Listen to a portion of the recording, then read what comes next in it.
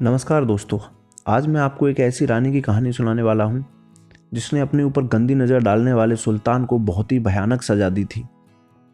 तो चलिए शुरू करते हैं।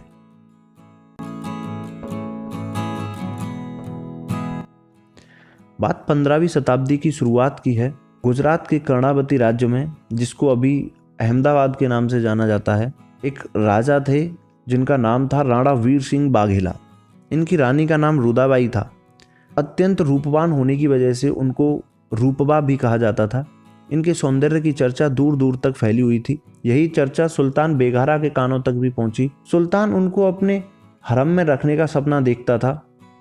इसी उद्देश्य से सन 1497 में सुल्तान ने 40,000 की सेना के साथ राणा वीर सिंह बाघेला के राज्य पर हमला कर दिया।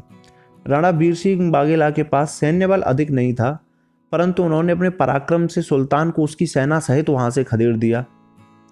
पर कहते हैं ना, घर का भेदी लंका ढाए। राणा वीर सिंह बाघेला का एक निकटवर्ती मित्र धन्नू साहूकार, जिसकी नज़र राणा वीर सिंह बाघेला की संपत्ति पर थी, वो सुल्तान से जाकर के मिल गया। सुल्तान से उसने कहा कि सारी गुप्त सूचना मैं आपको दूंगा। जीत के बाद में सारी धन संपत्ति मेरी होगी, रानी और राज्य की गद्दी आपकी होगी। सुल्तान ने शर्त को स्वीकार किया और राणा वीर सिंह बाघेला के राज्य पर दोबारा से हमला कर दिया। इस बार भी राणा ने पूरे साहस और पराक्रम के साथ सुल्तान का सामना किया। राणा की जीत निश्चित थी। सुल्तान को मारने के लिए आगे बढ़ रहे थे, तभी धन्नू साहूकार ने पीछे से वार कर दिया। राणा वीर सिंह बाघेला रणभूमि में वीरगति को प्राप्त हो गए। धन्नू साहूकार ने शर्ता अनुसार संपत्ति की मांग की तो सुल्तान ने कहा कि हम गद्दार पर भरोसा नहीं करते, जो अपने राजा का नहीं हुआ वो भला हमारा क्या होगा। धन्नू साहूकार को हाथी के पैरों से कुचलवाने का आदेश दे दिया गया तथा उसकी पत्नी तथा पुत्री को सिपाहियों के हरम में भिजवा दिया गया। सुल्तान वहां से 10,000 सैनिकों के साथ रानी के महल के पास पहुंचा। एक संदेशवाहक के हाथों रानी के पास निकाह का प्रस्ताव भिजवाया। रानी रूपवा रूप के साथ साथ बुद्धि की भी धनी थी। उन्होंने अपने महल की छत को छावनी बना रखा था, जिस पर 2500 कुशल तीरंदाज वीर महिला सैनिक तैनात रहती थी। रानी ने सुल्तान को महल में अंदर आने की अनुमति दे दी। सुल्तान वासना में अंधा होकर रानी के पास पहुंचा।